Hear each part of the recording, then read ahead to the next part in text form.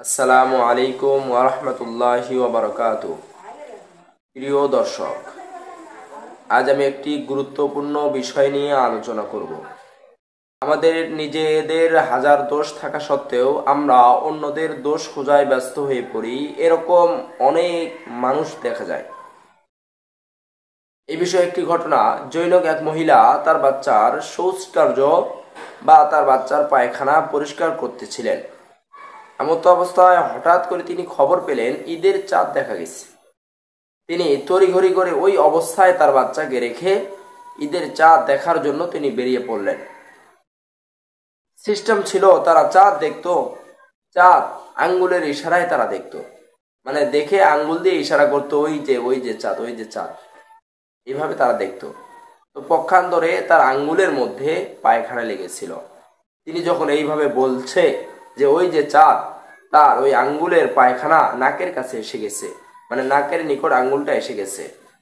তিনি বলতে লাগলেন যে এবারের চাঁদটা অনেক পচা, কারণ এই চাঁদ থেকে অনেক দুর্গন্ধ আসতেছে। পাশ থেকেই একজন মহিলা বললেন যে বোন, আসলে চাঁদে তো কোনো পচা নেই বা চাঁদে তো কোনো গন্ধ নেই, গন্ধ বা পচা তোমার তো আঙ্গুলের মধ্যে। তুমি দেখো তোমার হাতের আঙ্গুলে পায়খানা লেগে আছে। আসলেই চাঁদে তো আসলেই গন্ধ নেই, কিন্তু তার আঙ্গুলে পায়খানা লেগে থাকার কারণে তিনি বলতে লাগলেন চাঁদ থেকে গন্ধ বের হয়। এরকম ভাবে আমাদের হাজারো দোষ আছে। এই দোষগুলো আমরা না দেখে আমরা অন্যদের সামান্যতম একটি দোষ পেলেই আমরা বলি যে অমুকের এমন দোষ আছে, অমুকের অমুক হইছে, অমুকের অমুক সমস্যা। আমরা যদি অমুকের সমস্যাগুলো না খুঁজে যদি নিজেদের সমস্যাগুলো খুঁজি, তাহলে সমস্যার শেষ হবে না। এই জন্যই তো কবি বলেন, আপনারে আজ আগে চেনো, চেনো ফের অন্যদের। আপনারে আজ আগে চেনো, চেনো ফের অন্যদের। মেহনত করো নিজেরে চিনিতে, না হয় তুমি পরিবে ফেরে। অর্থাৎ নিজেকে আগে চেনো, তারপরে অন্যদের। আর নিজেকে চেনার জন্যই মেহনত করো, না হয় তুমি ধ্বংস হয়ে পড়বা। আর হাদিসের ভাষায় যদি বলি, নবীজি সাল্লাল্লাহু আলাইহি ওয়াসাল্লাম বলেন, আল কাইয়িসু মান দানা নাফসাহু ওয়ালিমা বাদাল মাউত।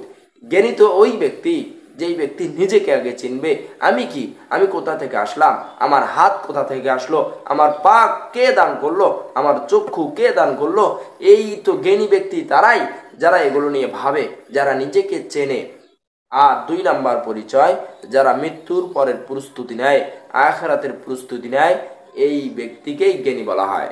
জ্ঞানী ব্যক্তির মাঝে 2টা গুণ বিরাজমান, তা হচ্ছে আগে নিজেকে চিনবে, 2 নাম্বার মৃত্যুর পরের জীবনের প্রস্তুতি নিবে।